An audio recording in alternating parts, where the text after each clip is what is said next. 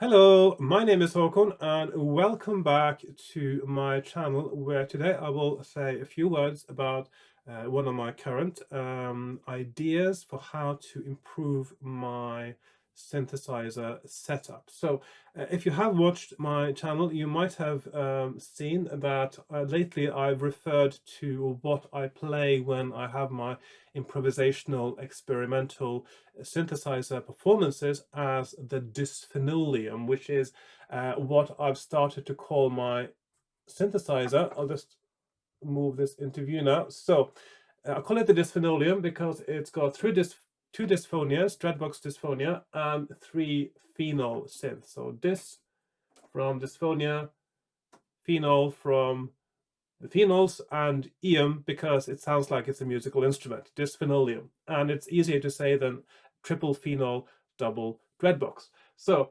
that's my main sound generating setup. Of course, in addition to that, I also have, which I sometimes use, the Korg K-oscillator, K01, which is the original first K-oscillator. Of course, there was a Chaos pad came before that, which was for effects, but then they made the K-oscillator, which is a sound generating looper device, which is very simple to use. For a while, I had its bigger, older, or younger brother, I should say, the K-oscillator Pro Plus, which sounds better. It has MIDI in and out. It has 4 tracks. It has a track mixer. But because of all those extra things, there's also more work to create something with. It feels less intuitive. It feels less like you have to think more about what you're doing. So I sold that and I kept this because I think I prefer this one. And also, which you can't see but is behind here, is the I've got a vocoder from Electro Harmonics, and I've also got my MIDI controller, the MIDI Fighter Twister, which I don't use much these days because I'll get back to that. And also underneath that, which you can't really see, is my MIDI hub. So I can control all these devices now with MIDI. And of course, my main MIDI generating device and is the Empress Effects Zoia. Now, I have made quite a few Zoia videos in the past. In fact, it's one of the subjects on which I've made the most videos on my channel, showing how to do things on the Zoia, trying to explain some of the workings of it, and providing different algorithms and routines for how to create anything basically in the Zoia, which is a really cool thing to do. But lately, most of my music making activity has been to actually play with my synthesizers, and then the Zoia usually serves the purpose of what I got it for in the first place, which is to be a reverb and delay combined effects, which is what I usually use for my synth sounds. So what I do is I run I've done delays. I do 2 delays, and I'd run them both into a reverb, and then I have a mixer which selects how much of the raw sound, how much of the delay sound, how much of the reverb sound goes through into the recorded final sound, which requires very little input from me. I set all my settings before I start playing. I don't usually adjust them while playing, which is why I don't use the MIDI Fighter Twister much these days either. But of course, sometimes I use the Zoia for other things like sequencers.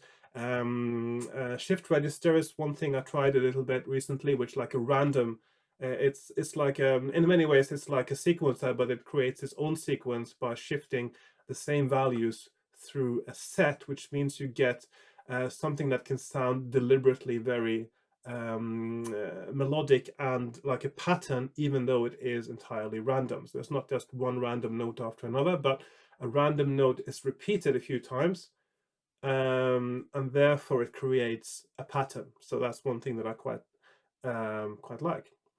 So I haven't made many videos about the Zoia, but one thing about the Zoia that has been an issue for me lately is that, again, second time, and this is with a new better quality touchpad, the shift button is starting to act up a little bit again. I have to push it a little bit harder than I really should.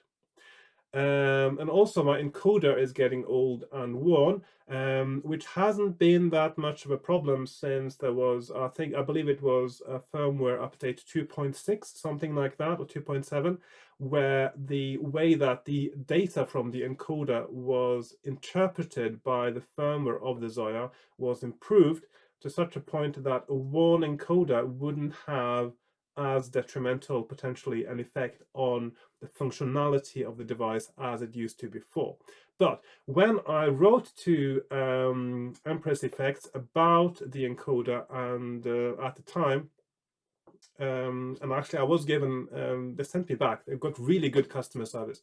They sent me back a beta firmware of the update in which the encoder program was improved for me to try out, but they also sent me a new encoder, which I haven't replaced yet because I simply haven't been using the Zoia that much the last year and a half or so.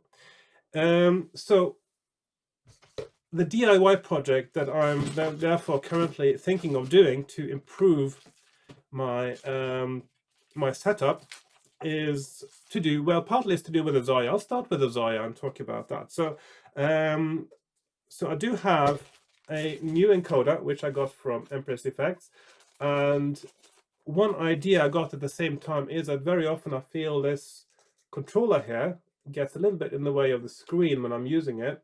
This is especially for making videos about the Zoia. So I was thinking, what if I could put the encoder off on the side here, so like outside the current shape and size of the Zoia box. So I could have it like somewhere like here. Is doable, and also at the same time give it a bigger knob for better control. So actually I'm thinking of using this particular knob that I've got here. This is an upcycled knob from some old educational potentiometer equipment I bought off eBay many years ago. High quality Bakelite knob, probably from the 70s. So I was thinking of that, and also because I needed a new shift button, of course, if I'm going to have the encoder off on the side, I might also have the shift button off on the side. So instead of having my shift button here, I'll just have a bigger button here on the side. So I will do something like that. So I'll put in a nice micro switched arcade button of really high quality. I can't remember which brand this is now, but it's supposed to be one of those really high quality Korean ones. Something mom, I don't know, I can't remember the name of it right now. And while I'm at it, so that this means that I would have to create like another box around the Zoia to accommodate these new things. Another thing that will increase my potential for using the Zoia in new ways is the control port. So now at the moment, the control port is, of course, a TSR 6.35mm jack. And I do have a conversion cable to convert it from that format to banana jack, because as you know, my synthesizers are all now in banana format. Actually, one of my earlier DIY videos was about converting the Dysphonias to have a banana jack patch panel. So, but I was thinking, while I'm at it again, I may as well make permanent banana jacks on as part of the new enclosure that I used for the Zoia, which means I would have a control port in, a control port out. I wouldn't need the ground connection because, of course, the ground connection would be done in other ways. In fact, as long as I'm using the audio in and out of the Zoia now with my synthesizer, that is actually the ground connection I need. And by ground, in this case, I do actually mean common voltage reference, which is what I really like calling it, because ground can be a bit ambiguous. It can be different things. It could be chassis ground, it could be actual ground, but it can also be a relative thing between equipment that is connected together, and that means, and then in that case, you should call it a common voltage reference. So that's the 0 volt reference of a system. So those are things that I've been thinking of doing. But while I'm at it, there is more. There is one more thing I wanted to do. Oh, hang on, where is it now? Oh, I think I've may have misplaced something that I wanted to include now. Okay, so there is one more thing that I was supposed to show you, but I can't. Thought it was in this envelope. I seem to have put it somewhere else, probably because I was playing around with it. Anyway, so one more thing I wanted to do was to create a proper on-off switch for the Zoia while I'm at it again. So I'd have a proper toggle switch. So what I would normally think of doing there was that I would get an extension cable for the power socket. And then on that extension cable, I would hardwire a switch for switching it on and off, so I don't have to unplug it and replug it to switch it off. Of course, you do get these little extension cables with on-off switches on them, but I'd much rather have a proper toggle switch, which I can't show you right now because I don't know where I put it. Hopefully I will find it by the time I need to do the actual project. I think I know where it is roughly, but I've got lots of my electronic stuff isn't that well organized because I don't use it all the time, and so it is in a very pragmatic way for getting it out of the way as well. So it's in some different boxes. So that's another thing I want to do. So of course, at the moment we've got quite a few things. We got the new encoder and a bigger knob off to the side. We got the new shift button off to the side, and of course I have done the shift button before. I know how that works. Control port sockets, on-off switch, and since I'm making a new enclosure, one more thing I would have to do as well is to create a new front panel, or at least an overlay for the front panel, because it would have to, well, my aesthetic sensibilities wouldn't allow me to do it any other way than to have a front for the Zoia now that sort of matched.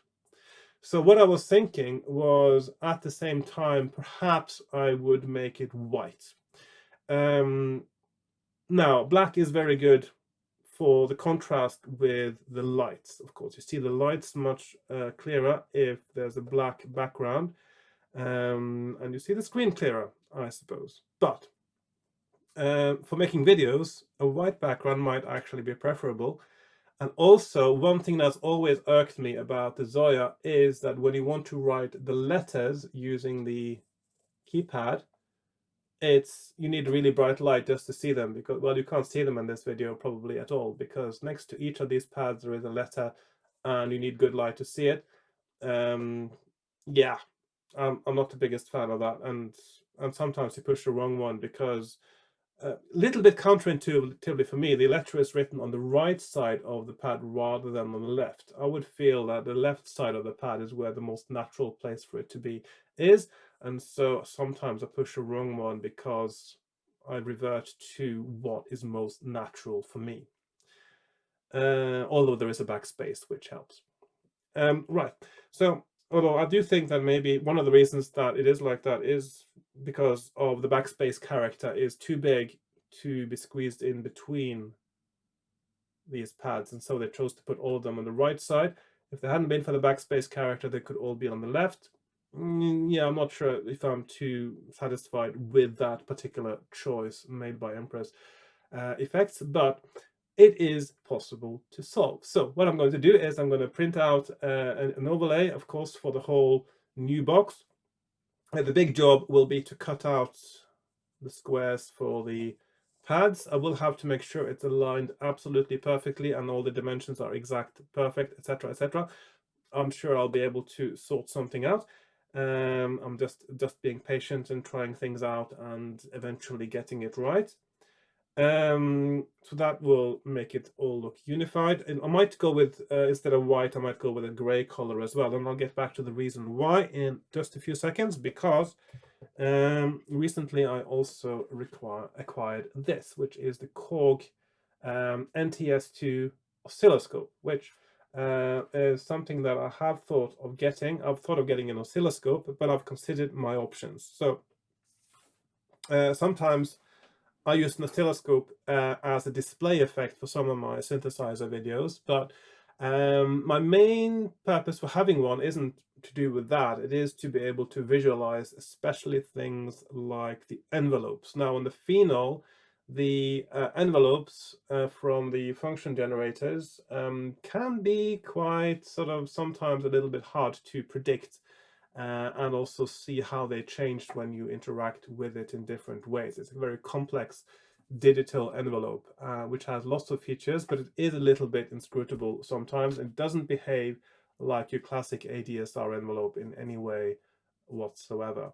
So one of the things I wanted to do was to visualize that. Another thing it's great for, of course, is when I'm working with frequency modulation, which is one thing that I would use the Zoia for as a sound source, because the Zoia can make an absolutely amazing FM synth. But when you work with frequency modulation, it is nice to be able to visualize the waveform, because it tells you how harmonic the interaction between the waveforms of how the modulator and the carrier of a frequency modulated sound source is. And often it creates very pleasing shapes as well, which is quite nice to see, I think. And so I was thinking, since I want to use this with my system, these ones, the inputs here, and the throughs, it has two inputs, input 1 and 2, and the through 1 and 2, which is the same signal as the input, but just repeated. And then it also has two outputs. This is a 4-channel mixer, which means that the ins and the throughs are even stereo jacks. So these are stereo mini jacks, which of course don't fit in with my current system. I do have some mono to banana jack cables, but I don't have any stereo splitter cables. So I thought that while I am at it again with the Zoia, I could make an extension box for this as well, where I have banana jacks for all these inputs. So that is these 4 banana jacks for the inputs, 4 for the outputs. No, sorry, 2 for the outputs. Those are mono. 4 for the inputs and 4 for the throughs. So a total of 8 banana jacks would be needed in order to actually cover this little panel here. And I was thinking that maybe I should make the whole panel for the extension for the Zoia and for this about this color. So that's the general idea as well. So I was thinking that I could put them both in the same enclosure. So that would be something like, put them something like that. Or maybe a bit of space between. I haven't decided exactly how yet. But while I was at it, because I was thinking of putting them both in the same enclosure, I was thinking that I might as well hardwire some switches in to use the oscilloscope, that is, with the Zoia, because very often the one thing I want to visualize on the Zoia, on the oscilloscope, might be the output from the synthesizer, that is the sound that comes into the Zoia for processing with reverb and delay. And so it is possible to hardwire some switches that switch whether this one should be using the input from the input jack that I will make for it, or whether the input should be the one that comes from the sound source from the synthesizer, from my mixer. And then also the throughput being, of course, sent to the Zoia if I use that.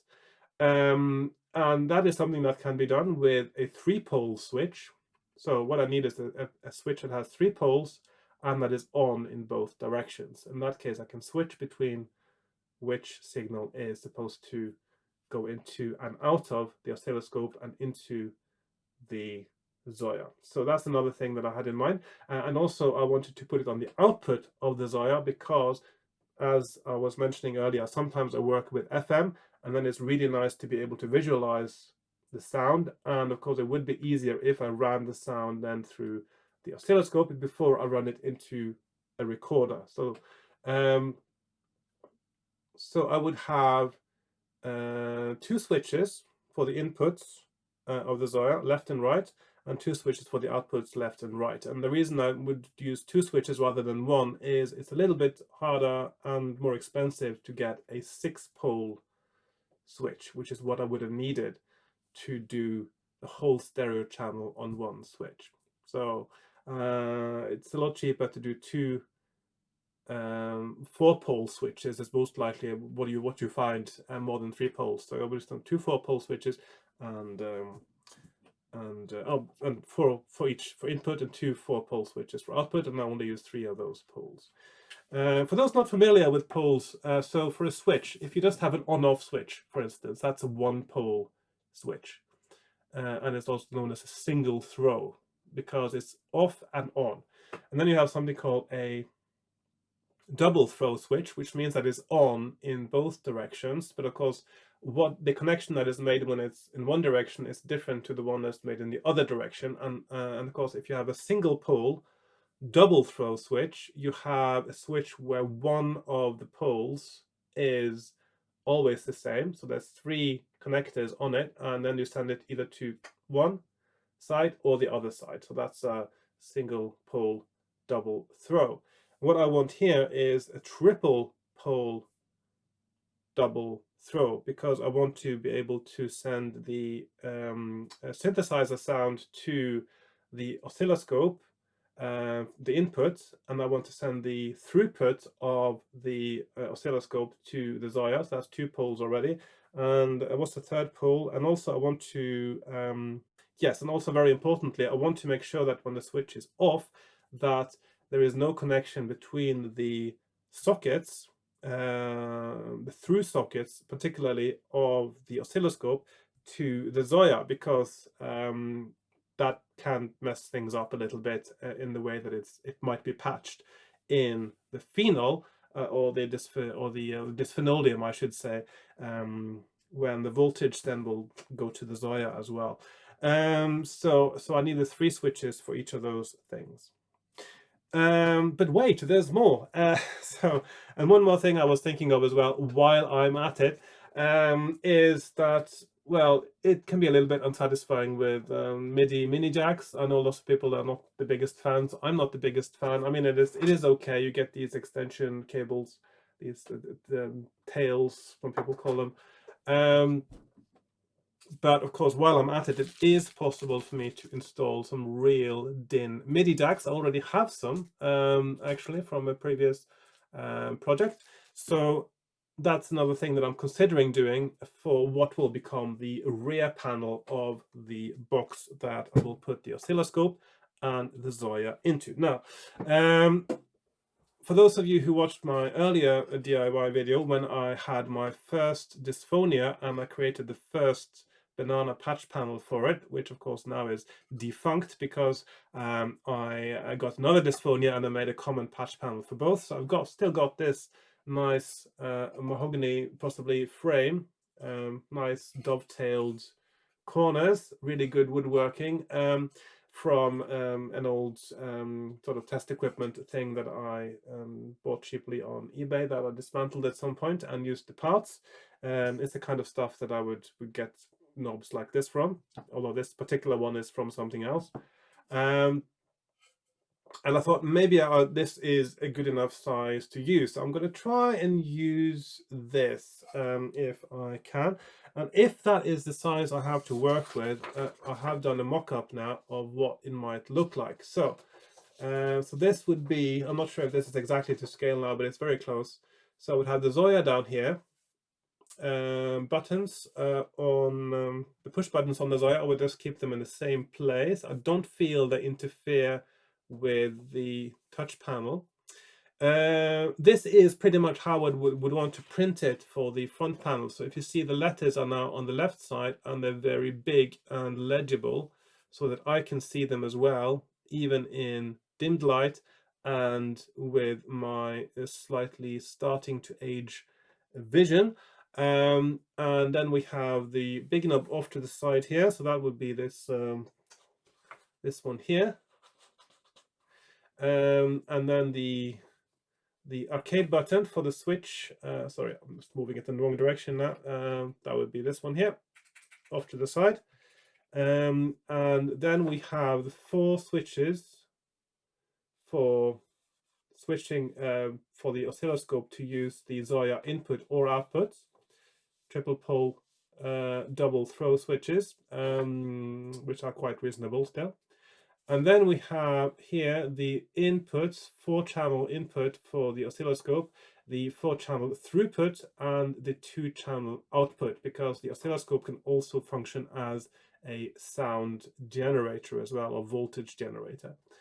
And then we have the Zoia control port up here. I don't use it very much, so it doesn't need to be very centrally located. And also by doing it this way, I'm actually freeing up the space behind the oscilloscope here for the cables. And I'm still not sure if I'm taking the on-off switch of the oscilloscope, which is located here. I just indicated it on my mock-up here just to show where it was. Whether I should make another switch on the front panel. Now this is a momentary switch, so I'd have to be a bit careful you don't bump into it when you need it. If I put a momentary switch, if I move it up here somewhere, I'm considering my options. The power cable for the oscilloscope comes in here, and that's also why I've indicated a little black mark up there. I was thinking I had a few options. Either I could get an angled connector for the power cable. It might be possible to squeeze in at the top of the box here, or I would make a hole at the back of the box that the power cable would run through, and that's indicated here at the top. And then we have a proper real good old-fashioned old school toggle switch for the Zoia on-off. I've got some vintage ones that I'm going to use for that, and it's really satisfying to use those. I'm actually quite miffed that I don't know where it is now. You know what, I'm going to search a little bit more and see if I can show that to you, because I really like those switches, and it's just such a cool one that it's too good to miss out on including it in this video. So give me a few more seconds. Right, of course it was where I looked first, but then I didn't see it right away. So the kind of switch I am thinking of is this one. So this is a good old-fashioned, nice positive action, single pole, single throw switch, which is super cool and sounds amazing as well. And very satisfying feeling to it. So that's the one I was planning to use for the Zoia on-off. I'm just going to keep that with my other things now for the Zoia. While I'm at it, by the way, so I thought when I was talking about switches, another kind of switch that I think is really cool, but of course it takes up a lot of space. So from some old sort of test equipment gear that I found, this is a leaf switch. So this is a momentary switch. So it bounces back like that, and this is a double pole, double throw, momentary switch, which is huge and probably never fails. In hundreds of years this will still be working.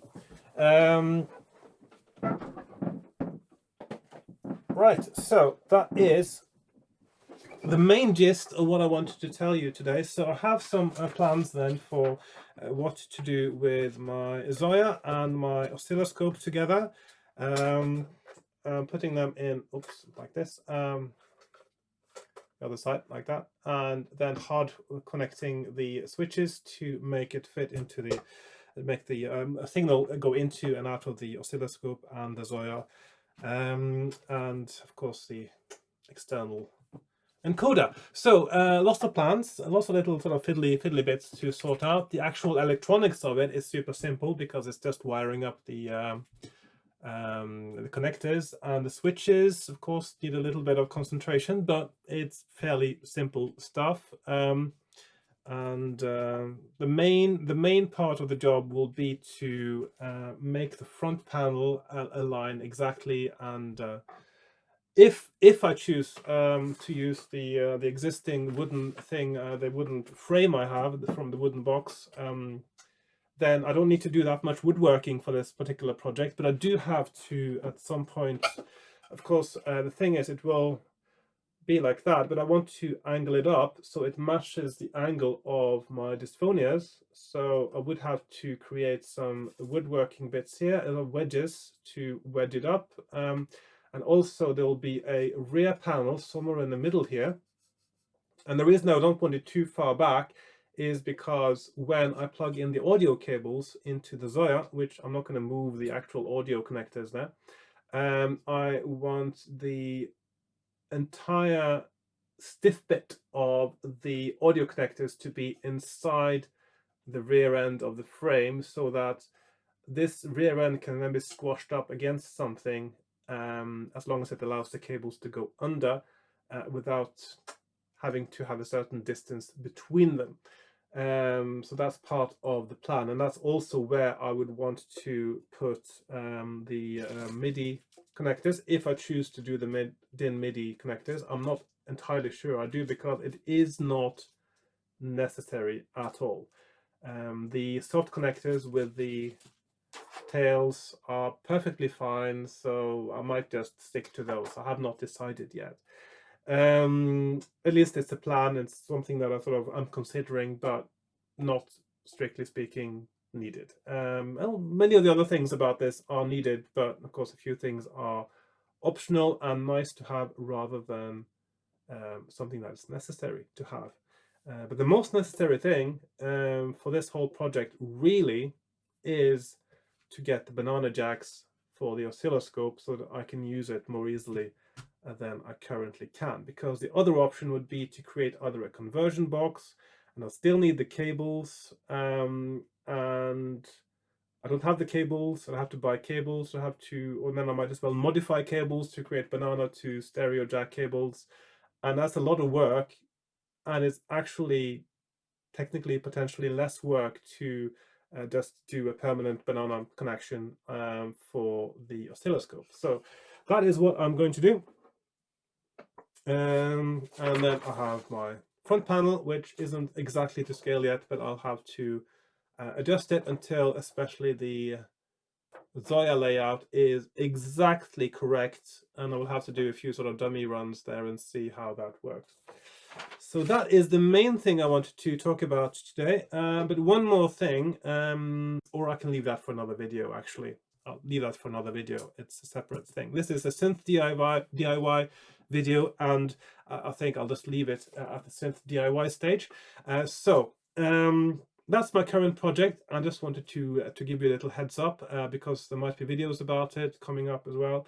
And consider this an introduction. And of course, if you don't see the videos coming up, you can nag me to, but not too much, or you can sort of ask me, oh, how's that project going that you were starting on with the Zoia inside the box with the oscilloscope and the switches, yeah, and the external encoder. How's that going? How's that going? And if you ask me that at some point, and not too soon, then if I haven't done it yet, then of course that might give me a little kick to get started.